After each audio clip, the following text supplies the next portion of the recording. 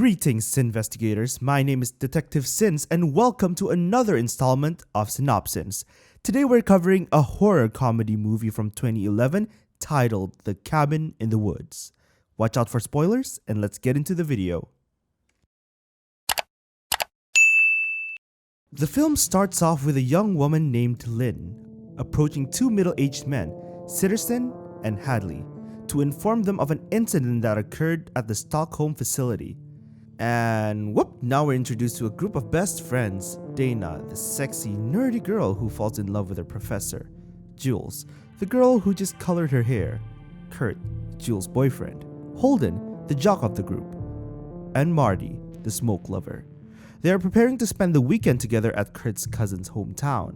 Jules assists Dana with packing in her room and advises Dana not to bring any books, despite her appearance, who stereotypically would be down to get freaky in movies.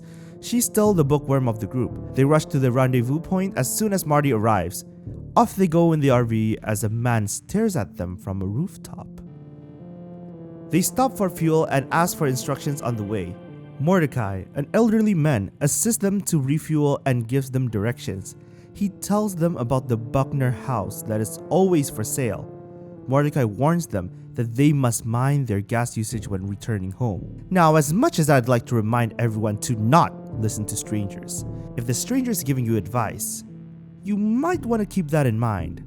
They leave as soon as the RV is full of fuel, not wanting to spend any more time with Mordecai. They arrive at the cabin and are taken aback by its splendor, or rather lack thereof. I have 1 full month's worth of holiday every year, and if I'm going to be spending it on a rickety sham with fuck knows what's crawling around the vicinity, then I'd gladly take my refund and go to a nice hotel. They walk in and chose their rooms right away.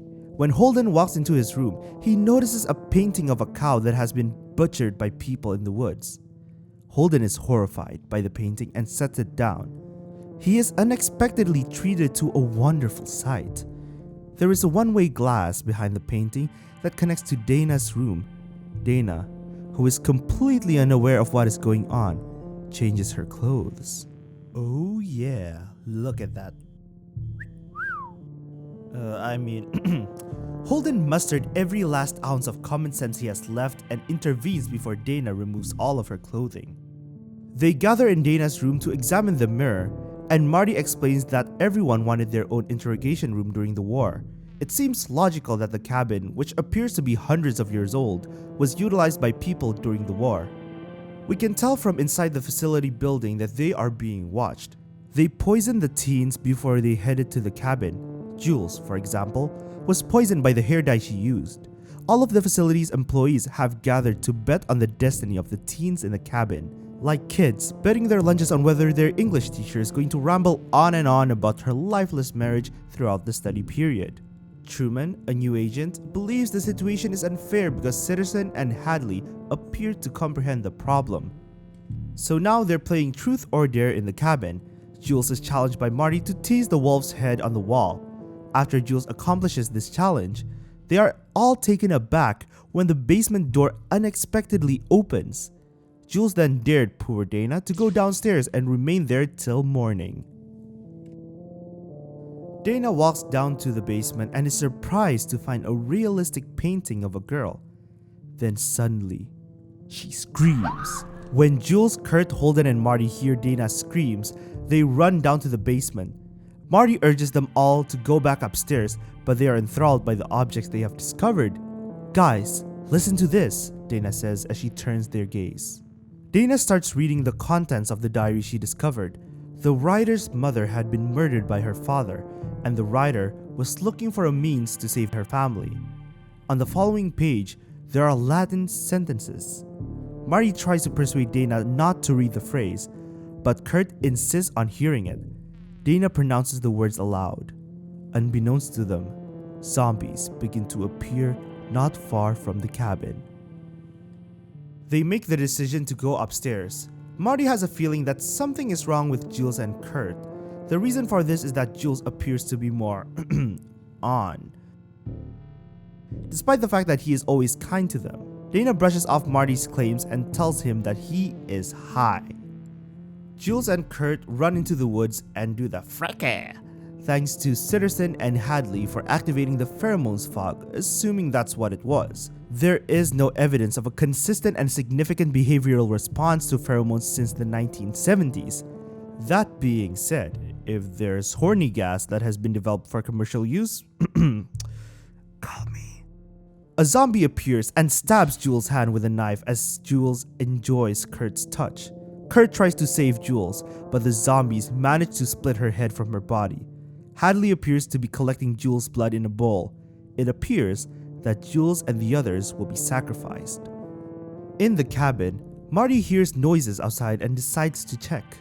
Kurt appears from the direction of the woods and tells Marty to go inside immediately. Kurt tells them that they have to leave, but Dana refuses to leave without Jules. Dana is greeted with a big and tall zombie when she opens the door.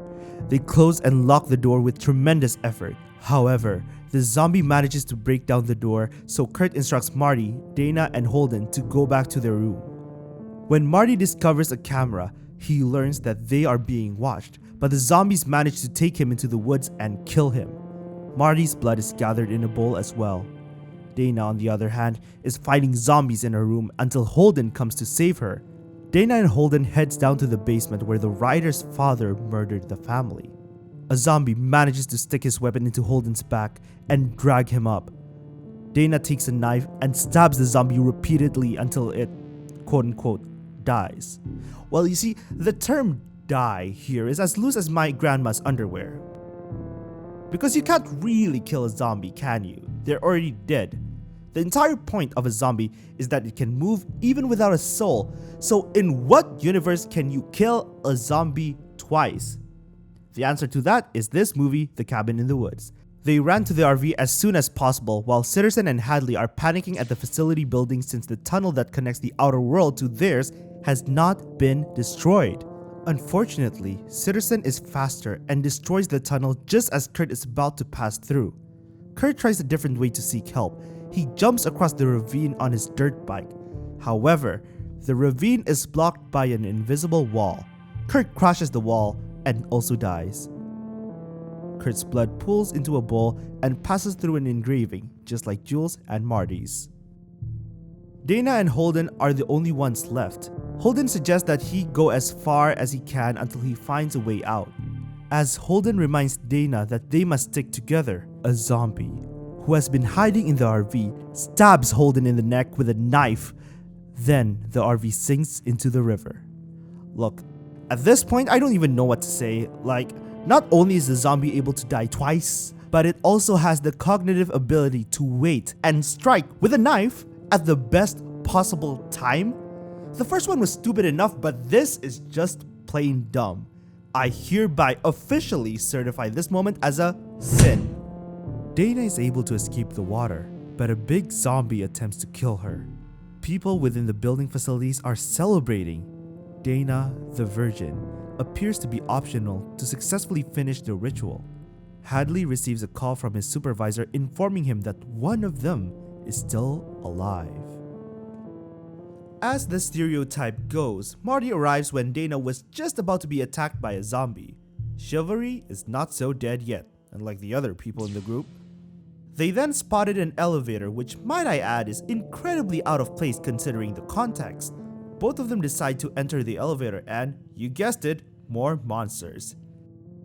In any other circumstances, I would question how the zombies got in there in the first place, but then again, these are the same zombies who understand the art of surprise.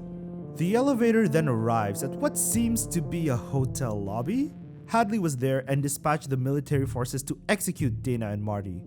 They scrammed and hid, and found a big red button. Investigators, a word of advice. If you see a big red button, you best not touch it. But of course, they did.